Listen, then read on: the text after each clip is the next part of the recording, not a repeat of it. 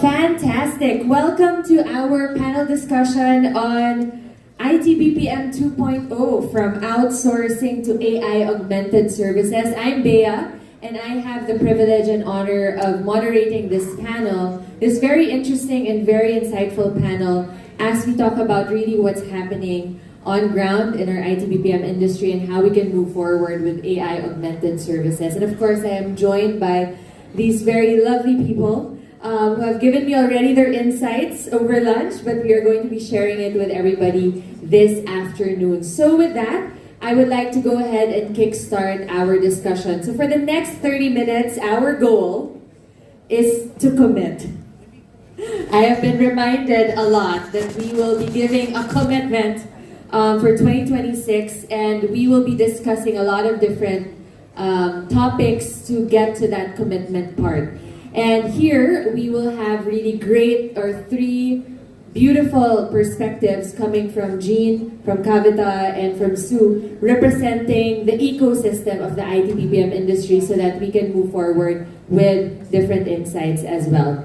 But for you all to understand, what we're going to be discussing, the IT-BPM industry has been a strong economic pillar of the Philippines for the past 2 decades.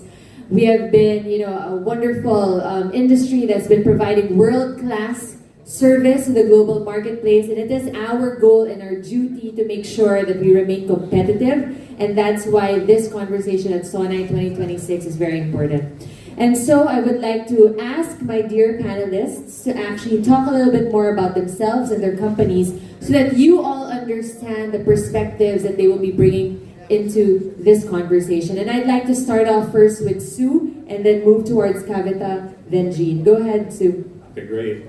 Thanks. Hi, everyone. Su, I'm based out of the Bay Area. It's an honor and a privilege to be here.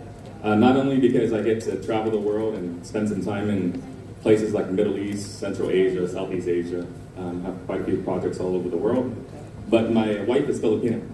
And we've been married for 19 years. I'm gonna be in trouble when she sees this. Yeah, but I run a company called Haymaker.ai, and what we do is our slogan is sovereign AI everywhere. And so exactly what Congressman was talking about on stage was, hey, look, do we build an AI data center, right? Is that something that's going to return an ROI?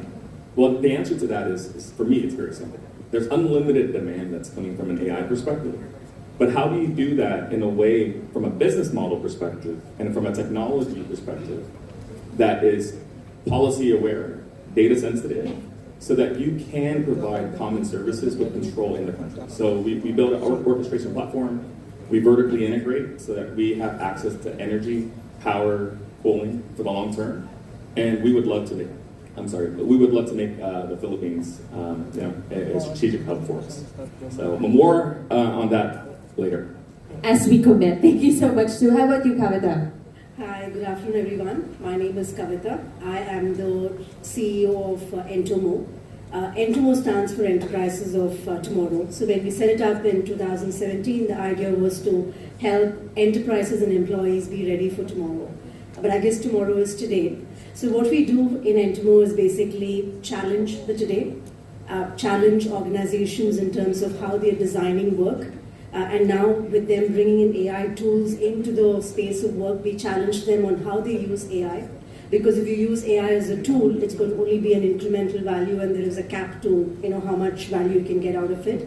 But if you were to look at AI as a co-worker, then you're multiplying the productivity and the value that you can bring in. So we help organizations redesign the work in the world of AI, using AI as a co-worker and not just as a tool.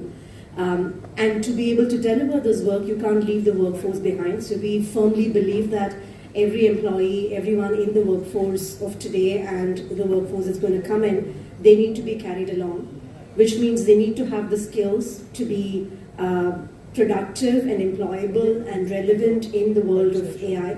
And that, again, I come from a HR background. I spent 18 years in HR before I got into the entrepreneurial journey. So I've done the typical learning and development stuff, annual training calendars, minimum number of mandatory training hours per person and all of that stuff. That's what we challenge today at Entomo, to say training and reskilling cannot be episodic. It cannot be a once in a year training calendar. It can't be 3 training programs in a year. It needs to be continuous. It needs to be in the flow of work. And you need to get the workforce comfortable in working with AI for them to actually do the human work while the AI does the digital twin work. So that's what Entomo does, and therefore the IT-BPM sector is extremely close to the work that we do. And I'm very excited to see how this pans out in Philippines. Fantastic. Thank you so much, Cavita. And of course, Jean. Hello, Jean Kanan of ZMG Ward Howell, Chief Operating Officer. We are the premier executive search firm in the Philippines, but we cover not just executive level recruitment. More importantly, I think, and that's the reason I'm here also, is that we do advisory as well, providing research and talent intelligence to our clients, helping our hiring managers understand the talent landscape, compensation, even about market penetration, where is the best location when it comes to setting up your operation from the perspective of talent. Understanding competition as well that you may face when you're trying to establish your presence in certain markets. That's how we help our clients. And we've worked with, here in the Philippines especially, we've worked with a lot of organizations in the IT-BPM space. And so it would be really interesting to discuss how AI can affect this particular industry. One thing to note, this is actually a very interesting moment for me because I was part of the GSIS for a few years before studying abroad. So this is home for back then. Welcome back, Jean.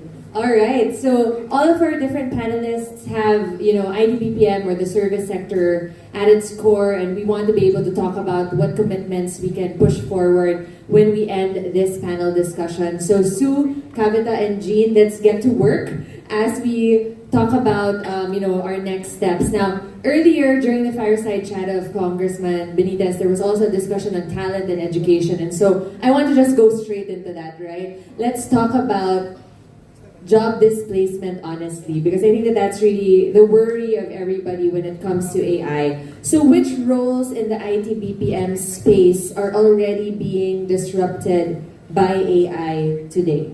So I'd like to just go around our panel, and maybe Cavita, we can start with you. Sure. So there's a lot of, and I think this is a question that we get everywhere, right? Is AI going to replace jobs? Is AI going to replace people? And I look at it as from three perspectives, right? So there is really no job elimination that's happening really, but there's a lot of job erosion that's happening, right? So about 30 to 40% of the job that happens in the entry level, which is repeatable, which is predictable, which is rule-based, that is getting replaced with automation, and therefore the job is shrinking.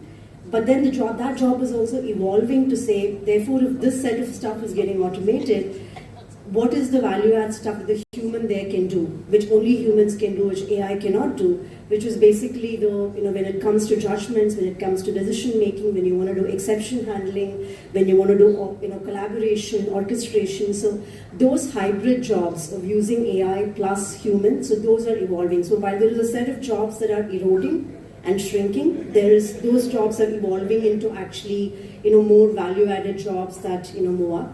And then there is a whole set of premier emerging roles that are coming into the economy now, right? Which is all AI-led. This could be a workflow designer role, a prompt engineer role. Last year, if you looked at the number of openings for a prompt engineer when people didn't even know what prompt engineering was insane, right? So you have a lot of new age roles that are coming in. So yes, there is displacement, but there is more than enough replacement, evolution, and emerging roles that will make up for it. Thank you very much, Cavita. Yes, Sue.